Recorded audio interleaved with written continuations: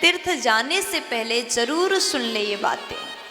तीर्थ यात्रा जाने से पहले कुछ नियम, कुछ बातें आप पहले से आपको जानकारी होगी तो आप तीर्थ यात्रा में बड़े आसानी से जा पाएंगे। तो अगर आप तीर्थ यात्रा जा रहे हैं तो पूरी वीडियो, पूरी बात विस्तृत रूप में आप श्रवण करें। तीर्थ यात्रा में जब भी जाओ तो अश्वयान, घोड़े, तांगे के सहारे नहीं जाना चाहिए।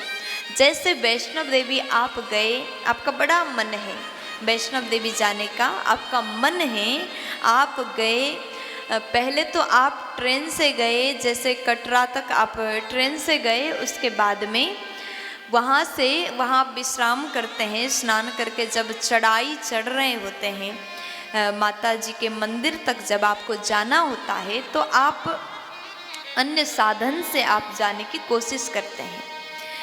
तीर्थ यात्रा जब भी जाओ तो पैदल जाने का जो फल मिलता है वो फल अन्य साधन से जाने से नहीं मिलता। इसलिए आप हो सके तो पैदल चलें।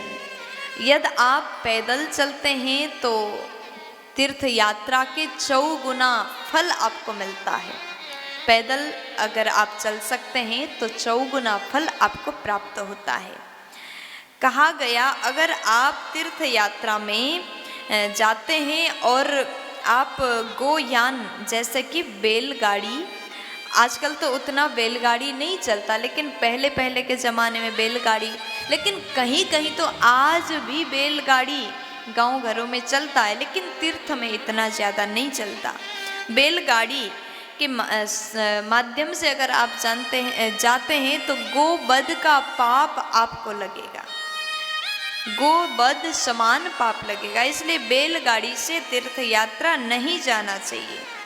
कब लगता है? जब आप सामर्थ्य हैं। अगर आप चल सकते हैं फिर भी आप गोयान से जा रहे हैं तो गोवध का पाप लगेगा। और उसके बाद कहा अश्वयान यानी घोड़े, तांगे आदि, इसके माध्यम से अगर आप तीर्थ यात्रा जाते हैं तो ये ऐसे तीर्थ यात्रा निष्फल हो जाता है, किसी फल प्राप्त आपको नहीं होगा। और नरयान, नरयान यानी जो इंसान द्वारा चलाया जाता है, पालकी, रिक्शा आदि। आप अगर ऐसे नरयान से, रिक्शा के माध्यम से, पालकी के माध्यम से और बाइक के माध्यम से जाते हैं, 4 व्हीलर के माध्यम से अगर आप जाते हैं तो उसका फल आपको आधा मिलेगा। समझ में आया? अगर आप 4 व्हीलर के माध्यम से जाते हैं तो उसका फल आधा मिलता है। जो साधन मनुष्य द्वारा चलाया जाता है, नरयान जिसे कहते हैं, ऐसे साधनों से जाते हो तो आधा फल मिलेगा। और सबसे ज़्यादा फल कब मिलता है? अगर आप पैदल जाते हैं तो। पैदल जाने से तीर्थ यात्रा का जो फल मिलता है वो तो मिलता ही है, उससे 4 गुना फल आपको मिलेगा। फिर तो आनंद हो जाएगा, जीवन में किसी चीज़ की कमी नहीं होगी।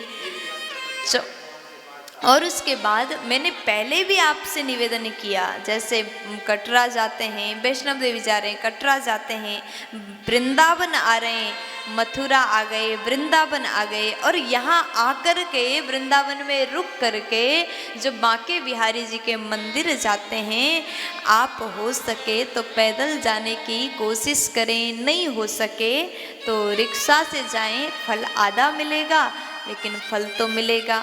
और परिक्रमा, जब आप ब्रज की परिक्रमा करते हैं तो बिना चप्पल के, बांके बिहारी मंदिर जा रहे हैं तो आप बहुत दूर ठहरे हैं, रिक्शा के बिना आप नहीं जा पाओगे, संभव नहीं होता उतना पैदल। जब आप आते नए नए होते, इतना रास्ता का ज्ञान भी नहीं होता। लेकिन परिक्रमा जब आप करते हैं ना तो खाली पैर बिना साधन के पैदल ही करें। और ये बात उसके लिए यहाँ पर मुझे बहुत सारे दादी लोग भी देखते हैं, कई घरों में टीवी में खोल करके दादी लोग भी देखते हैं तो उनको थोड़ा बुरा लग रहा होगा, हम चल नहीं सकते, आप ऐसी बातें बता रहे हैं। तो दादी परेशान मत होइए, जो बुजुर्ग हैं, चलने में सामर्थ्यवान नहीं हैं, आप पैदल नहीं चल सकते हैं तो आप साधन से जा सकते हैं। उस पर आपको कोई दोष नहीं लगेगा, कोई पाप नहीं लगेगा। आप चल नहीं सकते तो साधन से आप जरूर जाएं, प्यार से बोल